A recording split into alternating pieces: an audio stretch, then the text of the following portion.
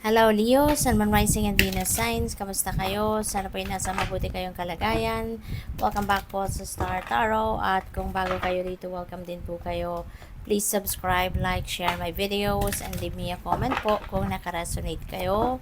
Thank you. So, pauna mensahe po ninyo, number 8, power. Ayan. So, siguro ngayon, ilalabas mo na ngayon yung inyong personal power, yung inyong willpower, no?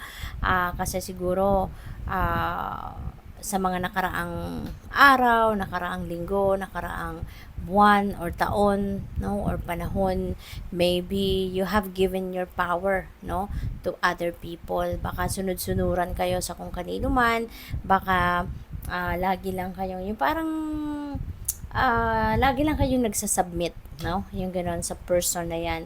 At kung anong sabihin niya, yun ang sinusunod ninyo, yung ganon. But now, things are going to change.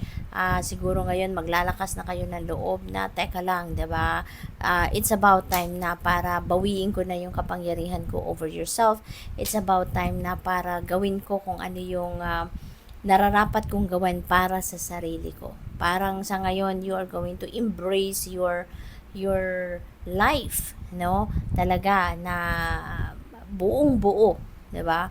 Yung ganon, no? Na pati pagdedesisyon, ikaw na ang gagawa nun, kung anong gusto mo, yun ang susundin mo, at hindi ang ibang tao, no? So, what else? We have positive movement forward. So, yan, maganda. Talagang papunta kayo sa pag move on na, pag move forward na sa buhay. So napakaganda nito kasi siguro talagang meron na kayo ngayong nagising na kayo sa katotohanan na you also have that courage and strength, 'di ba?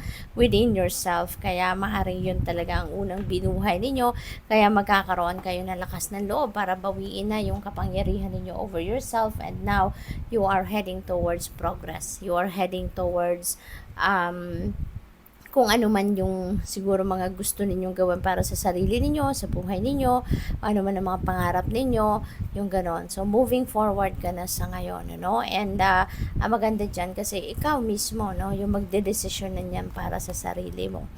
Memories of love, maybe ang iba sa inyo is missing someone, your loved one na maaring nag-passed on na on the other side. Kasi, ayan, mas maaring nagsindi kayo ng kandila or nagsisindi kayo ngayon ng kandila at or kakatapos nyo lang magsindi ng kandila, and you are offering a prayer, no, para doon sa mga mahal ninyo sa buhay. So siguro meron kayong loved one, no, na namimiss ninyo sa ngayon at kinakausap ninyo siya in prayer. So tignan natin kung ano pa ang mga mensahe para sa'yo for the month of November. So we have trust. Ayan, magtiwala ka. Tingin ko dito, hindi lang kayo nagtitiwala sa Panginoon, nagtitiwala sa kanyang divine plan, but also sa sarili mo. Feeling ko dito, this is trust on yourself na nasa ngayon, parang ang napipick up ko dito, parang nakikipag-usap ka ngayon siguro sa universe, nakikipag-usap ka sa Panginoon, asking for guidance, or nagpapasalamat ka siguro because of that strength, no, and courage na tinulungan kang buhayin sa loob mo, no? At siguro parang ang mensahe dito na napipick up ko, parang sinasabihan ka dito ng universe na trust on yourself. Believe in yourself. Kaya mo yan. No? Kasi nga, baka for the longest time, talagang sumusunod lang kayo sa kung anong sabihin ng ibang tao sa'yo. Pero ngayon, ito, nakikipag-usap ka, you're having a conversation with God, and maybe the message, no, that you are getting is trust in yourself. Trust in your capabilities, no? So, yan. So, tignan natin kung ano pa. New beginnings. Wow. So, talaga, no? Definitely, Leo, you are going to start something new dito. You're going to start your new life. Diba? You're heading towards a new life. At dahil nga, diba? Ito na yung simula ng pagbabagong buhay mo. Ito na yung simula ng pag-evolve into the best version of yourself, no? Hindi ka na ngayon puppet, hindi ka na ngayon marionette, hindi ka na ngayon sunod-sunuran, no?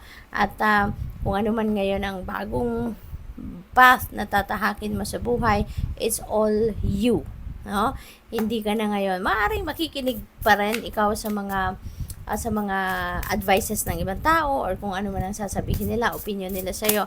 Pero the last say will be yours na from here on, no? So, meron kayong mga bagong sisimulan sa ngayon. Trabaho, career, love life, whatever, no? Yung panibagong way of life, no? So, it could be anything. We have inspiration and you, siguro, no, na-pick up ko lang, siguro kung sino man itong dinadasalan ninyo or kung sino man itong pinagdadasal ninyo or kinakausap ninyo in heaven, siguro, that person is the one who inspires you at all times, no? Siguro, nung nakasama mo pa siya. Kaya ngayon siguro, yung mga sinabi niya sa'yo siguro in the past, yung mga advices niya sa'yo in the past, maaring sa ngayon yun ang yun ang hugot ninyo siguro, no? Sa ngayon yun ang naiisip ninyo at yun ang nagsiserve as your inspiration sa ngayon. Kaya siguro kayo nagdadasal, nakikipag-usap sa kanya kasi maaari na yung mga sinabi niya sa iyo noon talagang tumatak, no, sa isip ninyo, sa puso ninyo. Kaya ngayon maaaring yun ang pinaghuhugutan ninyo ng inyong inspiration as you head towards a new beginning in your life, no? So, what else? We have home. Yan. So, siguro ang iba sa inyo sa ngayon, maybe you are also starting a new life, starting a new tawag dito, siguro magsisimula kayo ng bagong buhay sa bagong bahay, no? Pwedeng ganoon, pwedeng magiging independent kayo, o pwedeng aalis na kayo doon sa tao na siguro kasama nyo, 'di ba? Magkasama kayo sa isang bahay at maaring siya yung, alam mo yun, yung nagpapatakbo ng buhay mo. So siguro ngayon, baka iiwanan mo na yon, no? Baka aalis ka na sa kanyang bahay at ngayon magsosolo ka na. You are going to be independent na and you are going to start living by yourself. Now, yun ang napipick up ko dyan. Maaari din na ang iba sa inyo rito siguro is buying a new home or pwede rin ang iba sa inyo is selling, no, your home. Parang ganon. Pwede rin na yung negosyo mo yan, diba? Or baka trabaho mo yan, baka realtor ka, something like that. So, mature woman, no? You may be dealing with a mature woman, Leo. O kung sino man ito na mature woman, this could be anyone. Pwedeng jowa mo to, pwedeng asawa mo, pwedeng girlfriend mo, pwedeng nililigawan mo, yung ganon, no? And sosyalin siya, no? Sosyalin siguro to, or nasa, alam mo yun, yung yayamanin, mga ganon. Or we have also open relationship, no? So siguro ngayon parang fling-fling lang muna. Ang iba sa inyo siguro, no, hindi ito para sa lahat. So siguro ang iba sa inyo dito fling-fling muna, wala muna kayong seryoso pagdating sa walang kaseryosohan muna pagdating sa love life, no? Maybe this is not your priority right now. Kaya dun lang muna kayo sa pa-date-date lang, yung mga ganon. Walang commitment, no? Walang label, yung mga ganon ba? So, good luck sa'yo. So, tingnan natin kung ano pa ang mga messages para sa'yo for the month of November. We have job offer. Ayan. So, mayroong bagong trabaho, no? Maaaring merong offer sa trabaho na bago ngayon. Baka kayo ay nag-a-apply ng bagong trabaho kasi baka nag-relocate kayo, 'di ba? Umalis kayo sa kung saan man kayo dati nakatira. So maybe pati trabaho ninyo baka nag-resign kayo, no? At yun nga, totally new life talaga ang parang gagawin ninyo sa ngayon. We have debt paid. Wow. So, maganda kasi makakabayad ka na sa utang mo or bayad na ang utang mo. You have that capacity na sa ngayon, 'di ba? Na mabayaran mo na ang inyong mga pagkakautang. Or baka magkakaroon ka ngayon ng mga financial blessings na magbibigay sa iyo ng pagkakataon para makabayad ka, 'di ba? Sa mga pagkakautang ninyo. So, we have weekend sale.